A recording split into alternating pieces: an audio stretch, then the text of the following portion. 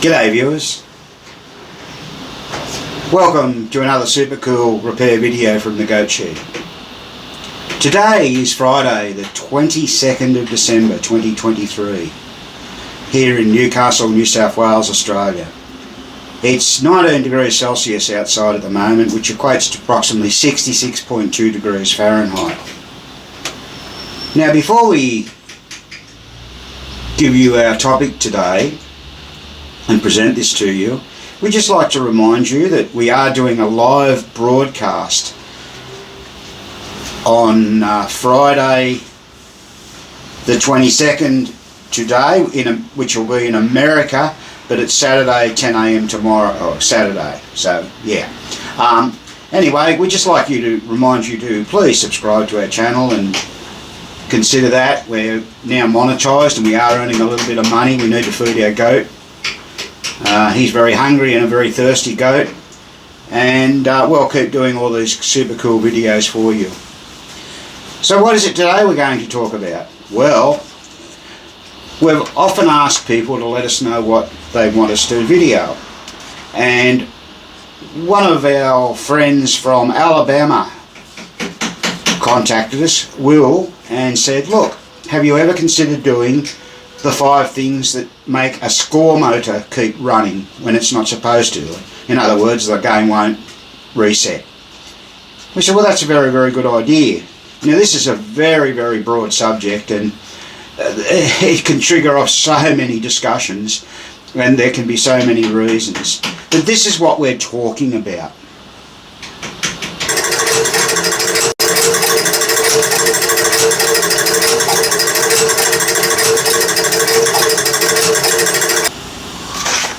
So what causes that? The machine motor just keeps running and running and won't stop. Well, there are multiple reasons, and let's just go over a few that we feel are quite relevant to that particular problem that we've encountered many, many times in fixing electromechanical pinball machines. So we'll start off at number 5. It could be as simple as a stuck coin switch in the coin door. That's this switch just here. It's just a tiny little start switch where the coin hits. Naturally, to see that switch, you've got to take your coin mechanism out. But that's a fairly common problem why the motor would keep running. And you do see that a bit. Now, of course, this game has 2, so you'd have to look at 2, both of them, 2 chutes. So that's sort of one thing that you need to look out for. It's rather simplistic, but can still give you some headaches. Number 4. A stuck on motor run out switch. That's this switch right here at the very end on motor stack 1C. Now, there's a couple of reasons that can happen. You need to look for possible lugs that were shorted out with a piece of solder, or it's gapped too close, or the motor dog, which is the little thing here you can't see very well, that fits in the comb here, or the dog carrier, has come out of place or something like that. That will make your motor keep running. Now, this has a level 1D on it. That's this stack here. This is 1C, and it's the inside switch, the one closest to the cam edge that we're talking about here. So it's a little harder to see on this particular motor. But it's just down in there, so you need to look at that. That's the switch that makes sure the motor gets round to the next notch, like a motor assurance switch. So on a Gottlieb, the motor turns 360 degrees in the anti-clockwise direction, and that motor 1C switch ensures the motor gets back to the home position, which are these notches here. So that's an important switch, and we're going to talk about that in a little bit more depth of what switches actually make the score motor run using a schematic. So have to stay tuned for that. Number 3, the reset relay. Now the machine we're using here as an example with the score motor and the motorboard is Grand Slam. So this particular game has this interlocking type of relay. Now these particular relays have a very, very large surface that they have to cover to release, like the metal, and they can get residual magnetism. Now we've actually done a whole video on modifying one of these relays, so we're not going to talk about that today, but we're going to remind you that the reset relay, and it depends on what game it is, of course, and what era it's from. 60s are different to 70s and so on, 50s. But you've got this interlocking relay, the one we're looking at there, which is V for Victor. You can have an AX type relay, which of course everyone's familiar with in the later games. And what else have we got? Well, in multiplayer games you've got 2 reset relays, Z1 and Z2, on say machines like Jungle Queen. But if that reset relay doesn't reset for whatever reason, the motor will keep running and it just won't stop, because there's switches on there that make the motor run. So the reset relay is very, very important.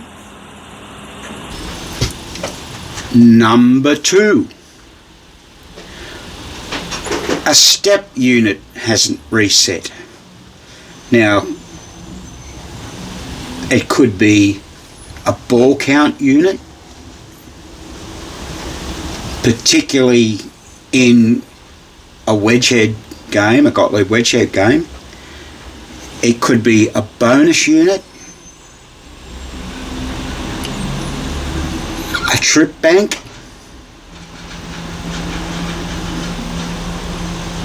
or even a credit unit in some cases, a replay unit. Now that's limited to machines such as Centigrade 37, where there are some switches on the replay unit that are to do with the actual reset sequence. So what would cause something not to reset? Well, on a trip bank, a lot of trip bank have the separate fuse. So if that fuse blows, that could be a reason.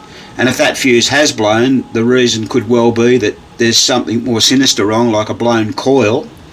And remember, some banks, like drop target banks, have 2 of those coils, so there's 2 fuses.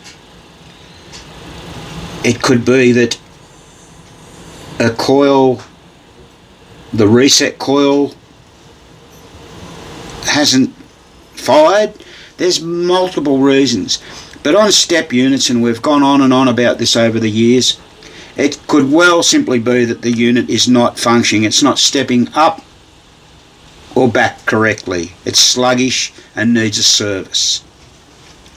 So you've just got to manually operate that stepper to find out what is going on with that particular unit. Here's a C37. I actually said the reset, but it's actually part of the start circuit. These switches here, down the bottom, these ones here, they, when they reset pulls in, they'll close that switch. And what happens, that's part of the start circuit. Now, we've actually had people with that sort of machine where that reset arm works off the pivot, and if that was seized up, it's possible that could stay in and the machine would keep trying to start and reset, and that would give you motor run problems as well. The other problem you can have with a reset incomplete is the earlier games in the 60s particularly had a little finicky switch called the SB Armature switch. It works off the start relay on the trip bank, and that switch, be very wary of it. It's got line voltage going to it in most instances, so generally Gottlieb plastic wires equals 110 volts. If that switch isn't closing properly, the sequence will not complete. That's very, very common. We have previously done a video on servicing the SB Armature switch. Normally to check it, it's hard to see. You've got to loosen the two wing nuts at the end of the bank and swing it up and have a good look at it, and maybe even put a meter on to check for continuity. So that's something to really have a good look at, the SB Armature switch. SB, of course, means sequence bank. Right, so the steppers, they're another important part. Now, number one, and the most common problem as to why a game won't reset, is because the score reels haven't reached the 0 position. In other words, the circuit can't see the fact that 0 has been achieved and that reset is now complete. Now, of course, we have the three major brands, Gottlieb, Williams and Bally, and of course we have Chicago Coin and a few other odds and sods out there, but we're just concentrating on the major brands. Now, once a score reel reaches 0 on a Gottlieb, on certain styles of score reels, it will close the bottom switch. There's our score reel at 0, and if we orient this way around, we'll see the switches, and that is the bottom switch we're talking about. That switch must be closed and the other two must be open. So your switches have to be correct, and sometimes even if a switch looks closed, it may not be quite making or contacting. I know it's hard to see. Once again, we've done videos on this before, but you can actually get a bit of an idea by, that's the little comb there, you can push down on that and see if the weight's coming back on it. But you always give those switches a good clean. Okay, so on a Gottlieb, on this particular case, the bottom switch is open and the top two switches, the ones above that, are closed. The middle one is the run out, I beg your pardon, are open. The middle one's the run out and the top one's the 9. I was leaning on that. That threw them out a bit. Sorry about that. I was leaning on it from underneath. So open and closed. Run out and 9th position. So that one only closes at the 9th position. Now, here's where it gets a bit complicated. That's actually a different score reel I'm holding in my hand. Okay, now, at one point in time, and only on multiplayer games, Gottlieb changed the score reels. Now, this started off with around 1969 with Dancing Lady. If you have a close look there, you can see a nylon spacer there. I'm lifting that up now.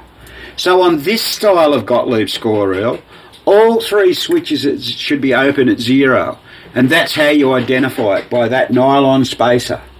You see that nylon spacer? It's totally different than the one we showed you. Now, there are charts out there that we put up on the Goat Shed page occasionally. There's a better shot of them. All those score reels are open. Now, of course, the best way, if you've got one score reel playing up, is to compare it with another. It's highly unlikely that all 3 or all 4 score reels are crook in the wrong spot. Now, an example of that is around, 69, as I said, Dancing Lady, and then around about 74, like games like Magnetron, and what else? There's a few. Yeah, I think Dancing Lady was actually 66, so for some reason they changed them, and God knows why, but they did. Now, you get the other manufacturers like Bally. So Bally in the early 60s they had a score reel where the top one was closed and the other two were open. And then in the 70s they changed it once again. So it does make it a little difficult, but there's a Bally score reel, and, well, turn around the other way, and you'll see all those switches are open at 0. Okay, so if you had a 0 switch touching when it shouldn't be, that will make the motor run as well. So if the 0 switch was touching, that will cause a run. So yeah. And Williams they didn't really change, to the best of my knowledge, from memory. Might have been different in the 50s, but here's a Williams score reel at 0, and here are all the switches open. Pretty good view of that one. They're all open. Now, once again, it only takes one to be in the wrong spot, and that will cause your score motor to run on.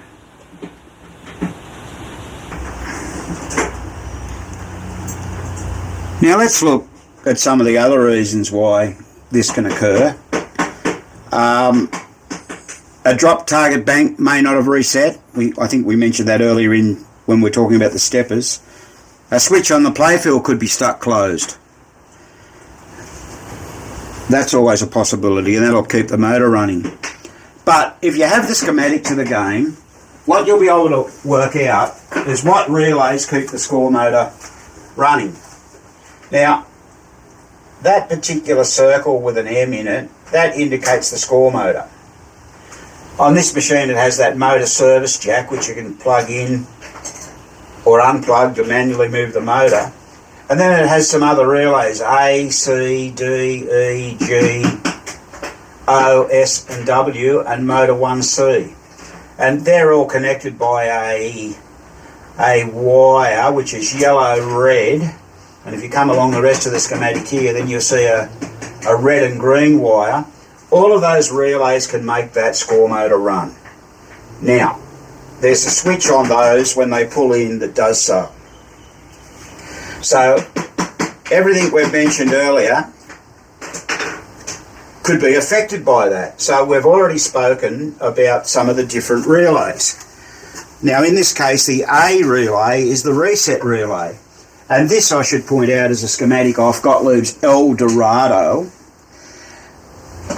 So if the reset relay for some reason was staying on, or there was a switch closed on it, which shouldn't be, the motor run switch, which would cause the motor to run, therein lies a problem.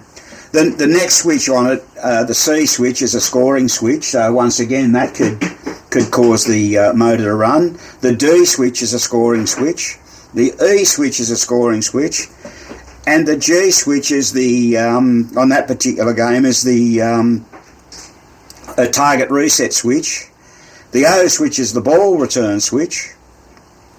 The S switch is the start relay. The W is the second shoot relay, and there, right on the right hand side, it says 1C. That's that motor switch that we already mentioned that could be actually closed or shorted out. You know, we've seen screws fall in those, we've seen bits of solder in them, so they're things to look out for. They can easily happen to you. Every schematic from every manufacturer has something similar to that, and it's normally down towards the bottom of the schematic. In the case of Bally's, it'd be different because the Bally schematics are sort of more set out in the landscape rather than the portrait. So they're the switches you need to look at. Very, very easy, and particularly if you've gone through some of those switches, cleaning them, you may have misadjusted them or bent one accidentally. I mean, as I mentioned earlier, this is a subject which can sort of multiply quite quickly, and there are lots of other things, but as I said, the ones that we felt are the more common, I'll just reiterate that, was number 5, the coin chute switch is stuck.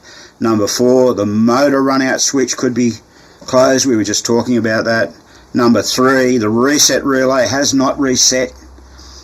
And remember, those reset relays, a lot of them have, like the interlock ones, the AX and the V relay we were looking at in the Grand Slam, have 2 coils. They have a coil to actuate it and a coil to reset that. Number 2 was the stepper not resetting correctly, i.e. the bonus unit, the ball count unit. We talked about centigrade 37, which has got the part of the start circuit on a startup circuit on a switch on the credit unit. And number 1, of course, the all-important score reels. Now, 9 times out of 10 it is a score reel switch, but you've got to consider all the others. And then we spoke about of course, just a few moments ago, about the different relays that can cause the motor to run. And in the case of El Dorado, there's, let's see, 1, 2, 3, 4, 5, 6, 7, there's 8 relays involved. Some have less, some maybe have 1 or 2 more, depending on the game. Okay, so I hope that's given you a bit of an insight into that, and it helps you out. I think as time goes by, you learn more and more about your pinball machines. Some of these things will become obvious. I try to illustrate the best I can with the limited resources I've got. I've mentioned many times before, I don't have a laptop where I can pull a schematic up on and draw things on it. I just don't. I don't want one either. But there you go. One of our viewers suggested it, so we actually did that. So thanks so much for watching. Please don't forget to give us the big thumbs up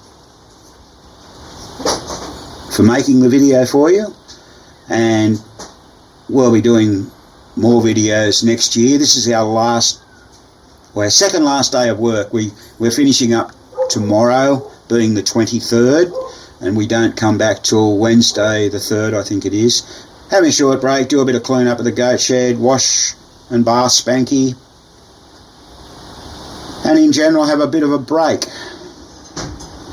Okay, thanks so much for watching. This has been another goat shed presentation.